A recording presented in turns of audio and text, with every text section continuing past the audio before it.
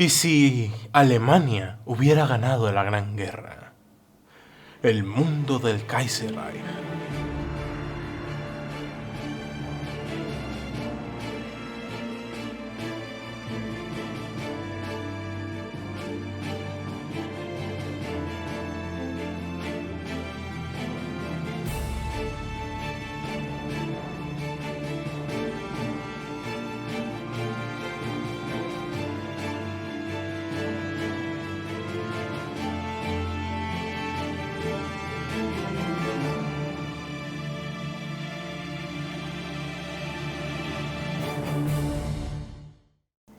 Introducción. Una vez que se derrama la sangre en una querella nacional, la razón y el derecho son barridos por la ira de los hombres agraviados. David Lloyd George, 1914. La Weltkrieg, también conocida como Gran Guerra o Guerra Mundial, fue un gran conflicto mundial centrado en Europa que duró desde el 28 de julio de 1914 hasta el 6 de noviembre de 1919, es decir, 5 años, 3 meses y 10 días. Aunque la guerra no concluyó de forma oficial hasta 2 años después, el 6 de noviembre de 1921. Involucró a todas las grandes potencias del mundo, así como a sus respectivos imperios coloniales, reunidos en 2 alianzas opuestas, la Entente Cordiale y las Potencias Centrales. Más de 71 millones de militares, incluidos 61 millones de europeos, se movilizaron en una guerra que finalmente costó la vida de más de 10 millones de combatientes y aproximadamente más de 8 millones de civiles, siendo, por lo tanto, el conflicto más mortífero en la historia humana.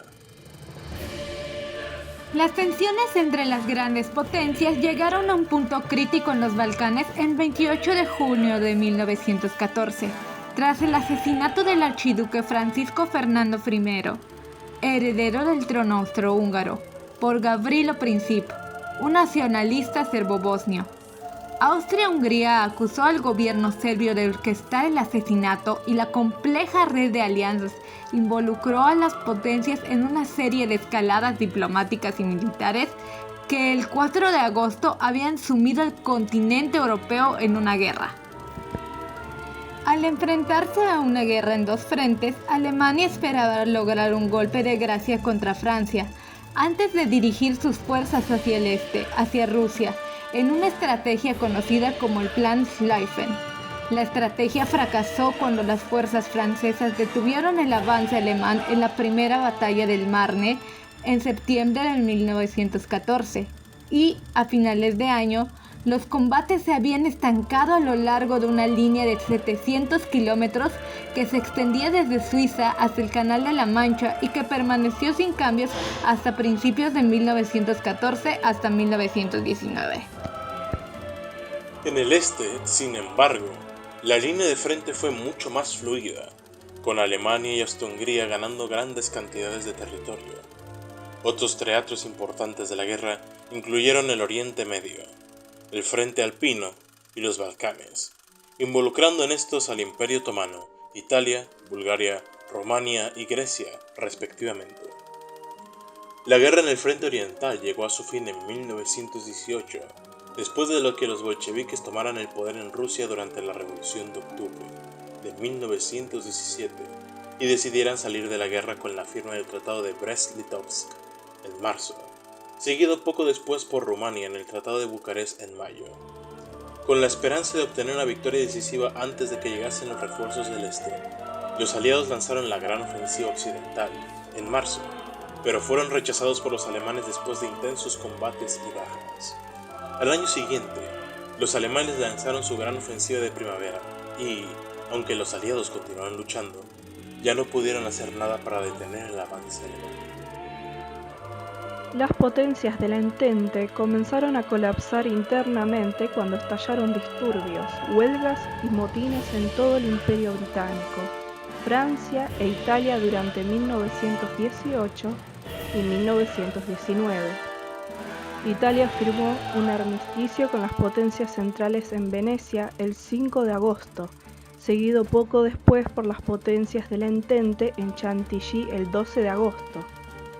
La guerra en Europa concluyó oficialmente con el Tratado de Versalles el 6 de noviembre de 1919. Sin embargo, Japón se negó a firmar el tratado, y la guerra en el este de Asia continuó oficialmente hasta la firma del Acuerdo de Tsingtao en noviembre de 1921. La guerra alteró enormemente el equilibrio de poder en Europa y desafió radicalmente los principios previamente aceptados que subyacen al gobierno, la ley y las relaciones internacionales. El Imperio alemán emergió como la potencia dominante en el continente europeo y, tras la caída del Imperio británico en 1925, la potencia dominante en el mundo. Preludio.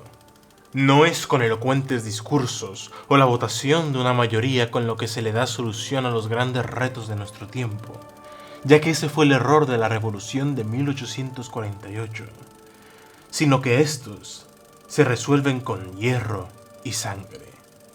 Otto von Bismarck, 1862.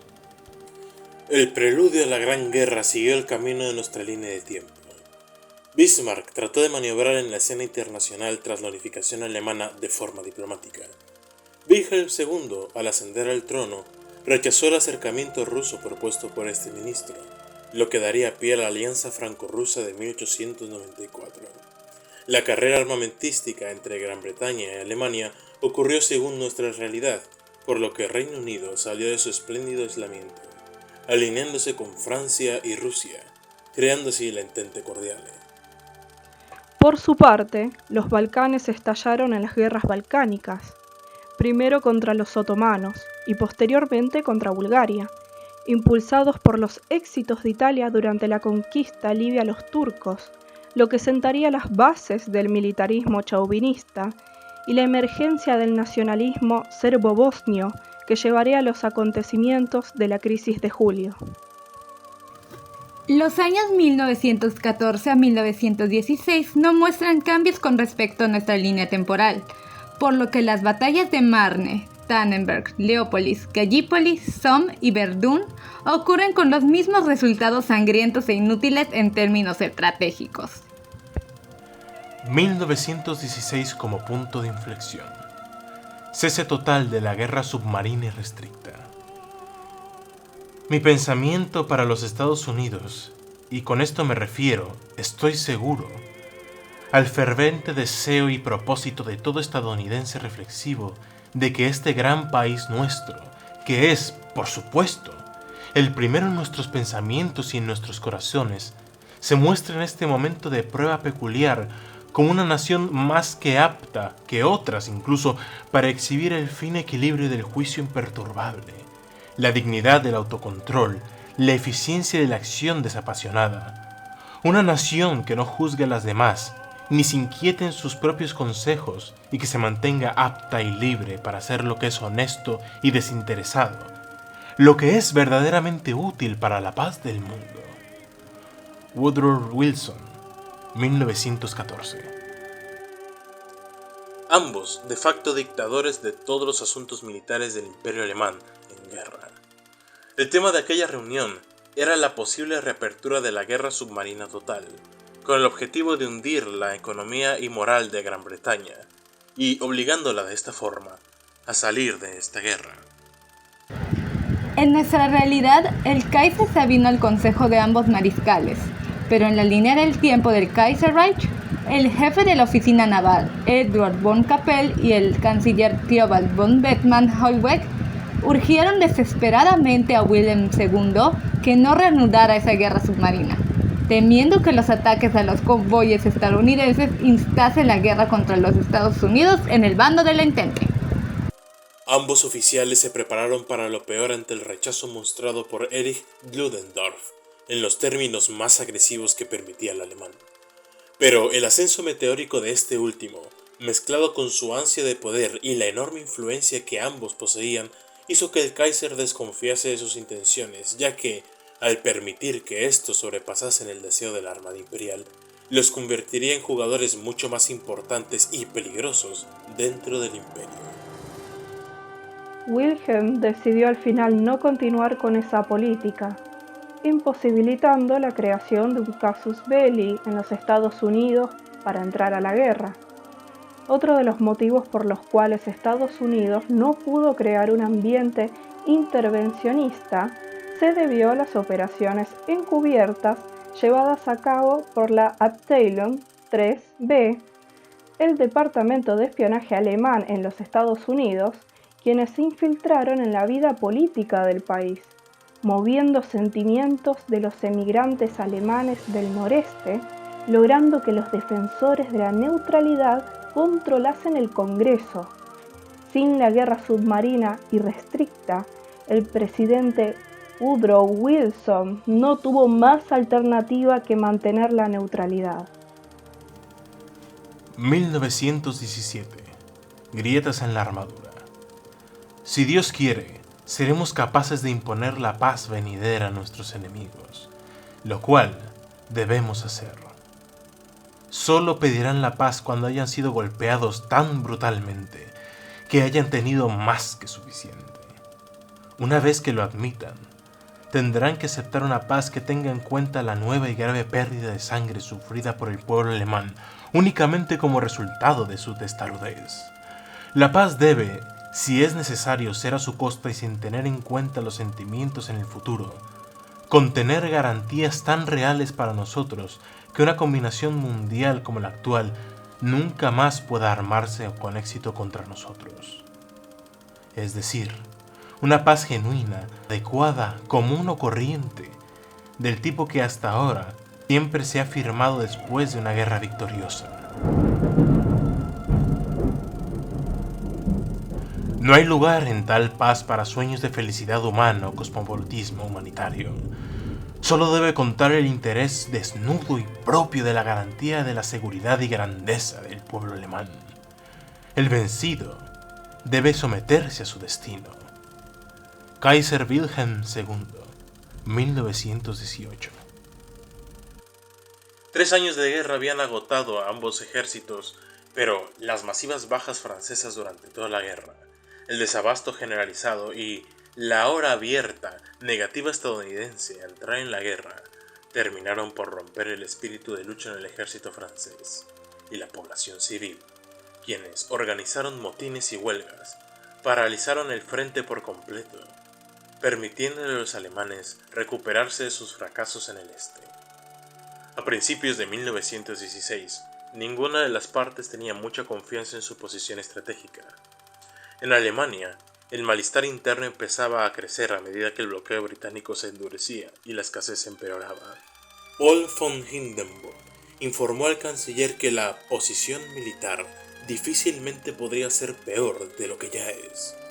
El resurgimiento de la fortuna de Rusia en 1916 significó que muchas unidades alemanas quedaron estancadas en el frente oriental, dejando el frente occidental peligrosamente vulnerable a una ofensiva anglo-francesa. La batalla del Somme había dejado a una gran parte de las líneas alemanas sobreextendidas y vulnerables, mientras que Austria había recibido una dura prueba de la ofensiva de Brusilov y estaba plagada de disturbios nacionalistas en todos sus territorios. El Imperio Otomano también se estaba desmoronando ante las ofensivas rusas, que habían expulsado a los turcos de gran parte de Armenia. Sin embargo, las cosas parecían igualmente sombrías para la Entente. El general Brusilov había liderado una campaña maestra que obligó a las potencias centrales a replegarse y fortificarse. El Estado Mayor alemán tomó nota de las estrategias de fuego concentrado de artillería y unidades de asalto para crear contramedidas, así como usarlas en su propio beneficio en el frente occidental contra Francia y Gran Bretaña, así como contra el gigante ruso, agotado y vapuleado después del esfuerzo ofensivo. El éxito de la ofensiva Brusilov, sin embargo, quedó en nada ante el descontento popular instigado por los alemanes, la inminente hambruna, las pésimas condiciones de vida y el embate de nuevas ofensivas con las estrategias aprendidas de Brusilov, obligando al zar a abdicar en marzo, lo que condujo a la creación del gobierno provisional, liderado por Alexander Kerensky, que gobernó solo hasta principios de noviembre, cuando los bolcheviques lo derrocaron y comenzó la Guerra Civil Rusa en 1917. Ante lo desesperado de la situación, el Imperio Alemán impone sus exigencias a la República Socialista Federal en el Tratado de Brest-Litovsk, dejando a Rusia fuera de la guerra definitivamente y pudiendo redestinar gran parte de su maquinaria militar al decisivo frente occidental de la guerra. Las malas noticias para el Entente llegaron en el frente italiano, con la gran ofensiva de Caporetto en octubre, que hizo retroceder al frente hasta el río Piave. Sin embargo, el ejército italiano, que había estado al borde del colapso a finales de octubre, defendió heroicamente Venecia, logró estabilizar el frente y mantuvo la línea del río Piave contra todos los demás avances de ese año. En ese mismo año, el reino de Romania se rindió ante el imparable avance de las fuerzas alemanas, capitulando en el Tratado de Bucarest, donde cedía múltiples territorios, principalmente Bulgaria, y se comprometía a desmovilizar a gran parte de sus fuerzas armadas. El único éxito decisivo del Entente del año, hasta el final, fue la toma de Bagdad en marzo y la ocupación total de Mesopotamia por parte de las tropas británicas. En los últimos meses de 1917, Allenby rompió las defensas exteriores alrededor de Gaza y capturó Jerusalén. Mientras tanto, una ofensiva británica en Cambrai resultó extraordinariamente exitosa y demostró el valor tanto de la sorpresa estratégica como del uso de tanques para romper las líneas de trincheras alemanas, si éstas estaban bien apoyadas por infantería, lo que hizo crecer las esperanzas de ganar la guerra, aún sin el apoyo material y principalmente militar de los Estados Unidos. El año terminó con una nota trágica y ominosa. Un carguero estadounidense que transportaba ropa, comida y juguetes donados por familias alemanas que habían emigrado a Estados Unidos para niños alemanes en Navidad fue torpedeado por un submarino británico que lo confundió con un barco de guerra alemán. Atrapado entre la indignación pública, alimentada por los espías alemanes y los lazos financieros de los Estados Unidos, el presidente Wilson le dijo a los británicos que, en adelante, dejasen pasar futuros barcos después de la inspección o que se impondrían fuertes sanciones. En 1918, marcó definitivamente el mutilamiento del bloqueo británico a Alemania, la salida de Rusia de la guerra y el cambio de fortunas para Alemania. 1918. La calma antes de la tormenta. Si le dirijo las siguientes líneas, lo hago porque tengo constancia fehaciente de que usted, como yo, como verdadero alemán, ama su patria ante todo, dejando de lado opiniones y deseos personales, como he tenido que hacer yo para ayudar a mi país en su hora de necesidad. Con este espíritu me he unido a ustedes para rescatar a nuestro pueblo de un colapso amenazante. El destino del pueblo alemán está en vuestras manos. De vuestra determinación dependerá de que el Reich alemán adquiera un nuevo impulso. Estoy listo y detrás de mí está todo el ejército para apoyarlo sin reservas. Todos sabemos que, después de este resultado lamentable de la guerra, la reconstrucción del reino tan solo se puede efectuar sobre nuevos cimientos y en nuevas formas. Paul von Hindenburg, 1918. Alemania decidió, ya que Estados Unidos no entraría en la guerra y que habían logrado sacar a Rusia del conflicto, que permanecerían gran parte del año 1918 a la defensiva para recuperar fuerzas, reorganizar los frentes y preparar la confrontación final para terminar de una vez con el conflicto en 1919. Francia y Gran Bretaña, dándose cuenta de que la ayuda estadounidense no llegaría, decidieron que jugarían un todo o nada en el frente contra Alemania para evitar que pudiera fortalecer sus fuerzas allí con sus divisiones orientales recientemente regresadas. Apodada la Gran Ofensiva Occidental, el ataque fue planeado por Ferdinand Foch para marzo e involucró un ataque casi simultáneo en no menos de 5 puntos diferentes a lo largo del frente, con el objetivo de desalojar a los alemanes de sus posiciones.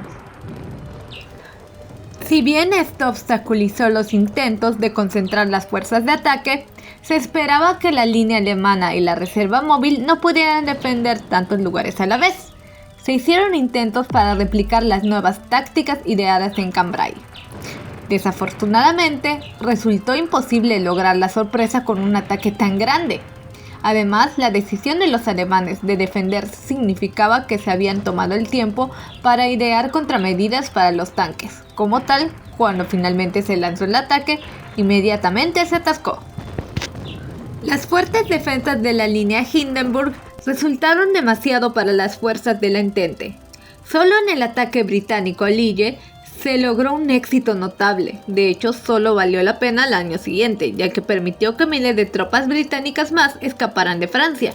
En otros lugares, el ataque resultó ser una costosa pérdida de tiempo, con más de 800.000 bajas de la Entente. Cuando la ofensiva aliada se detuvo a principios de junio, los alemanes lanzaron la Operación Teutoburg, un ataque combinado alemán, austríaco y búlgaro contra Grecia y la cabeza de playa de Salónica. Ludendorff usó la ofensiva para perfeccionar sus nuevos métodos de ataque, probados previamente en el frente de Riga, que implicaba el uso de pequeños escuadrones de soldados de asalto que se infiltraban en las líneas enemigas antes del avance principal. Una vez más, las nuevas tácticas demostraron ser muy exitosas. Mientras que los austríacos y búlgaros inmovilizaban a las fuerzas aliadas en Salónica, las divisiones alemanas barrieron Grecia. Atenas cayó el 3 de julio, y Gran Bretaña tuvo pronto que organizar una operación de evacuación para extraer los restos del ejército griego del Peloponeso y así evitar la pérdida de material y hombres. Con Grecia fuera de la guerra y su rendición ante el mariscal de campo Erich von Falkenhayn, las fuerzas alemanas regresaron al norte y obligaron a los aliados a trincherarse en Salónica. El sitio de Salónica duró 5 meses, hasta el 28 de diciembre, cuando las últimas fuerzas aliadas fueron evacuadas por la Marina británica. Sin embargo, las noticias seguían siendo brillantes para el Entente en el cercano Oriente. Las fuerzas de Allenby protagonizaron un ataque masivo contra posiciones turcas en septiembre. En el uso más brillante de la caballería visto en toda la guerra, Allenby logró capturar toda Palestina y Siria en pocas semanas. Los restos de las fuerzas turcas, dirigidas por Mustafa Kemal Pasha, se retiraron a Asia Menor, haciéndose fuerte en los pasos de montaña en la meseta central de Anatolia.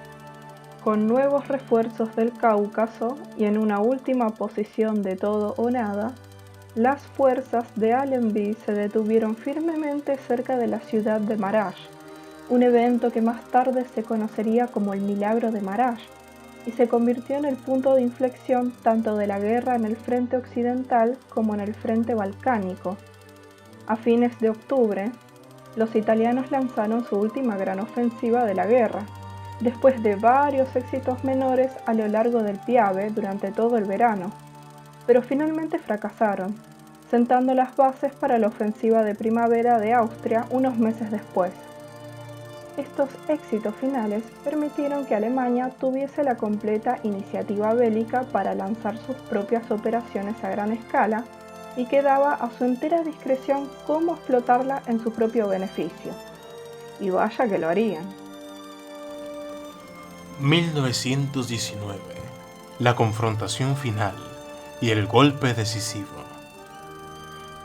Fue como revivir su gran ofensiva, pero esta vez no teníamos municiones para responder a su fuego, así que no tuvimos otra opción que morir. ¿Y para qué? Soldado francés anónimo, 1919.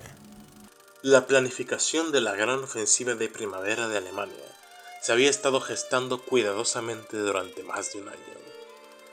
Se habían desarrollado nuevos equipos, tácticas y logísticas, muchos de los cuales se probaron en la ofensiva griega.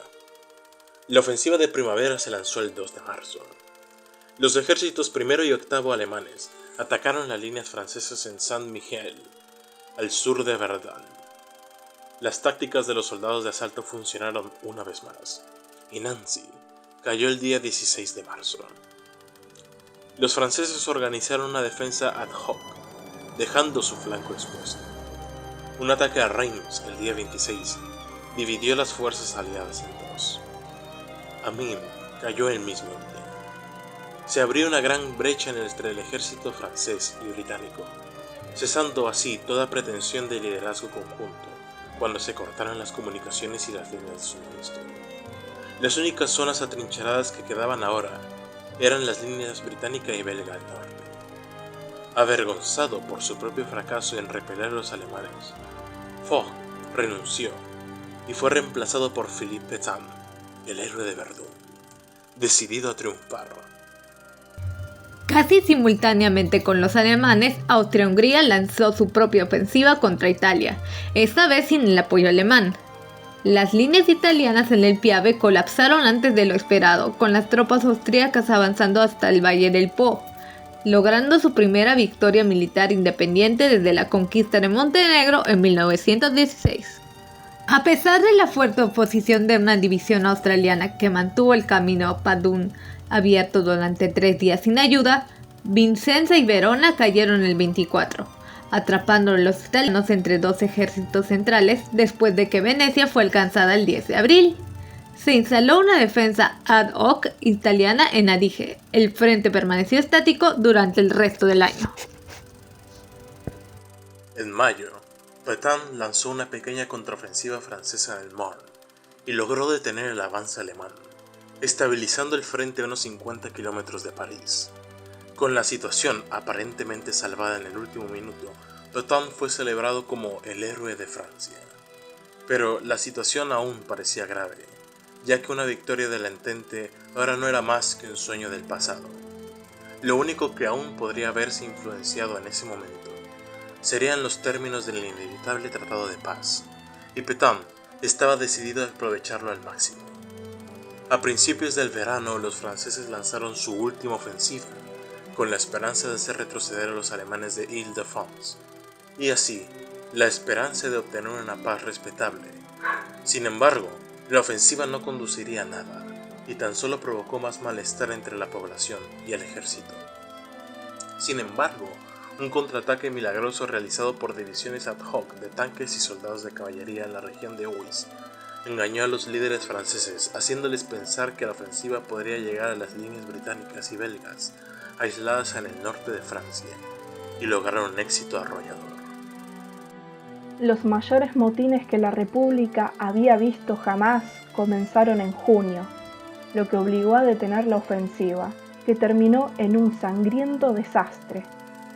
La Confederación General de Trabajadores inició una huelga general en toda Francia en julio. La producción se detuvo e hizo casi imposible la continuación de la ofensiva. A principios de agosto, el frente italiano colapsó e Italia firmó un controvertido armisticio con los austrohúngaros en Venecia, lo que provocó el estallido de la Revolución Italiana unos días después. Tras el colapso del esfuerzo de guerra italiano, la emperatriz Seuditu de Etiopía se acercó a Alemania y se ofreció a unirse a las potencias centrales a cambio de poder anexar las tierras que Italia le había arrebatado en el siglo XIX. Sin ningún interés en esos territorios, Alemania acordó los términos de la nueva alianza. Los franceses, al igual que Italia durante la mayor parte de 1919, todavía sufrían severas huelgas y amotinamientos, y no consiguieron algún avance en el frente contra los alemanes. Temieron que la revolución de Italia pudiera pasarle a su propio país muy pronto, decidiendo, además, por presión de los británicos y belgas en el norte, firmar un armisticio en el Château de Chantilly el 12 de agosto, para evitar que la situación se deteriorase aún más. Junto con el armisticio estaba la demanda de permitir un desfile de la victoria alemana en los Campos Elíseos en París, y un ultimátum de 3 meses para poner fin a la guerra por completo. Si no se cumplía el ultimátum, las hostilidades se reiniciarían. Las discusiones sobre un tratado de paz comenzaron poco después. Alemania se retiró de los alrededores de París, pero siguió ocupando el norte de Francia y las tierras en el este del país, así como Bélgica. Gran Bretaña continuó su ocupación en el Medio Oriente y las colonias alemanas, manteniendo así también el bloqueo durante este tiempo. Todo esto fueron las cartas de la negociación para ambos poderes. El cronómetro estaba puesto para los alemanes y también para los belgas, que sufrieron aún peor por el bloqueo británico y por lo tanto estaban más que dispuestos a negociar con Alemania para presionar por un fin rápido de las hostilidades. Sin embargo, Francia se negó a firmar los tratados de paz presentados inicialmente por su Alemania vencedora y decidió que las condiciones eran demasiado duras para aceptarlas. El ultimátum se cumplió. Indignados por la voluntad del gobierno para hacer las paces, los socialistas franceses comenzaron a exigir la paz, incluso en las regiones ocupadas del norte, donde Alemania apoyaba incondicionalmente a los rebeldes. Gran Bretaña, temiendo que Francia colapsara como resultado de su propia obstinación, presionó a París para que firmara de inmediato las condiciones de paz alemanas para evitar el colapso total de Europa Occidental en una guerra civil. La primera y gran exigencia alemana era que a partir del 6 de octubre se reconociera la total victoria de las potencias centrales con una marcha militar de las fuerzas alemanas en París.